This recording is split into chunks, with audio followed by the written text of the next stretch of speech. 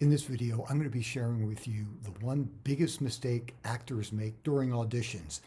When you watch this to the end, you're going to learn how to avoid this problem and give yourself your best chance to giving a great audition. And if you watch this to the end, I've got a great bonus video for you. Is your full-time job keeping you from acting? Here are 8 tips. It's going to be a great one for you. Okay, let's get started. Hi, I'm Aaron Marcus, and welcome to the Actor and Model Quick Tips channel and the Actor Career Center, where I share, and I try to do this every Tuesday, depending on my schedule, try to share information that I've learned from being a full-time actor for 37 plus years. If you haven't done this yet, don't forget, click the subscribe button and the notification bell. That way you will know every time I upload a new video. And if you like the video, give it a thumbs up. That's really helpful. So here's the deal. Typically when, especially actors who are just getting started or haven't had a lot of experience in the industry, when they get their sides or copy, if it's a TV commercial that they're reading, their main focus is memorizing the lines. And yeah, look, that's really important. I mean, you want to have your lines memorized if you can for the audition. Yeah, certainly you're going to have them memorized for the job. But that's only one little piece of it, because what happens for some actors is that they focus and spend so much time and attention on memorizing lines that they're kind of oblivious to everything else. They're not really paying attention to the other actor in the scene. They're not listening to the other actor. They're not hearing the other actor. That is the biggest problem and the biggest mistake actors make. And let me give you a couple of quick examples. If I'm doing a scene and an actor says to me, let me think here, oh, what did you do last night? Okay. So depending on how that is said to me, and also depending on what's going on with your character, what's going on with the scene, what are you trying to accomplish in the scene? What's the other actor trying to accomplish in the scene? I mean, there are a lot of possibilities here. But if the actor says, hey, so what did you do last night? Well, one response could be, depending on how it's said to me, could be, I went to the movies, got some popcorn, went to a bar after, had a couple drinks, and then went home. Okay? But if the actor says to me, what did you do last night? Well, that's going to have a very different effect on how I'm reading things, how I'm saying things to the other actor in the scene. So it is absolutely essential that you don't just say your lines, but you hear what the person says. And they might change things up. It could really make a big difference in how you say your lines. I'm going to give you, because I always like giving examples from real life experiences. So when I was working on, there's a miniseries, and it's called We Own This City. It's a powerful 6-episode series, difficult to watch. The content it's disturbing because it's all true. And I was the attorney representing one of the police officers who was in court and eventually did get convicted for just doing horrible things. There were a bunch of really corrupt police officers. And so what I'm doing in the courtroom is I'm defending my client. And so I'm giving this talk about how my client is not guilty of extortion. Actually, he was being, a representative, a good representative. These aren't the exact lines of the state. And then the judge says, no. At the end of one of my speeches, And the way that she said it causes me to say all of my other lines in a very different way, in a very specific way. And if you guys get a chance to see it, it's the very last episode. I think it's episode 6 at the very end of the show.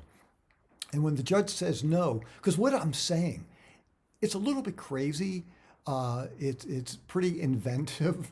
And the judge is kind of surprised by the way I'm representing this person. And the point is, when she says no to me, I have to go into it and follow up in a very specific way to match her reaction. And I'm talking about how, internally, look, I know this is crazy. I know it's a crazy defense, but I'm talking as if it makes perfect sense. I mean, this is the way it should be. Meanwhile, it's crazy stuff. So the point is, the way the judge reacted to me, and it was just one word, was really helpful. And on a side note, and as you guys know, if you watched a lot of my videos, you know that if an idea flashes my head that I think is helpful to you, I will jump around a little bit, just like I do with my private mentoring or workshops and things like that. That's just how my brain works. When you are doing the audition with another actor and you have a reader, now, a lot of times people don't have the ability to have the other reader in front of them in the same room. And I typically don't. And actually, this is a really helpful tip for you. If you do have an audition, you don't have a reader that can do it in person, what you can do is send the sides to somebody else and just use your cell phone, put it on speaker, and place it near wherever you're recording it, whether it's a camera, whether it's your phone, whether it's a laptop, and it will sound like somebody's in the room. So it's a little bit trickier because you're not seeing the person, but you still need to have some kind of reaction to the way the person is talking to you. But here's a little tip. Sometimes, and quite often, I am not reading with another actor. And so if that's the case, if you just don't have access to another actor to do this audition, here's what I do. I hear in my head how the other person is reading the lines back to me. And that's based on my interpretation of my character. That's based on what I am trying to get out of this scene. So even if the person is saying lines back to me in a really flat way, I still hear it in the way that I envision it taking place on set. So anyhow, you guys might want to try doing that. You'll find that to be really helpful. But in either case, you have to hear and really listen to how the person is talking to you. Now, if you are in a situation and the reader is taking things in a completely different direction than what you think is correct, you've got a choice. You can follow that person and then maybe submit 2 options to the casting director. Sometimes they ask that. Sometimes they're okay with that. I typically don't do 2 options. I just choose the one that I think is the best for me. But that is an option. Or if you're actually on the set, or you're in rehearsal before you're actually shooting, sometimes you get a chance to rehearse, sometimes you don't for film and television. A lot of times things just happen pretty quickly, but you can always have a conversation with the other actor.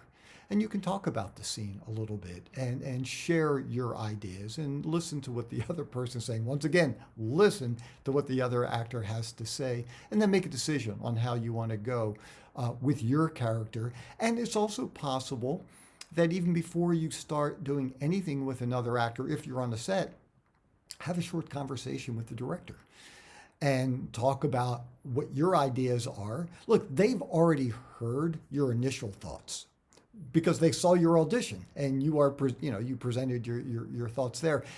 But if you're unsure about something or you have a couple of different ideas, typically, and you've got to feel it out, but typically if there's time and you think that the director is open to this, because not all directors are. Sometimes, they'll certainly listen to a star, but they're really rushed, they're behind schedule, they don't have time. But if it feels right and you think it would be appropriate, you can always talk with the director and share a couple of ideas, listen to what he or she has to say, and then, make a decision. But the biggest problem, you've got to really listen. Not just hear, but listen and then react. I promised I was going to share another video with you.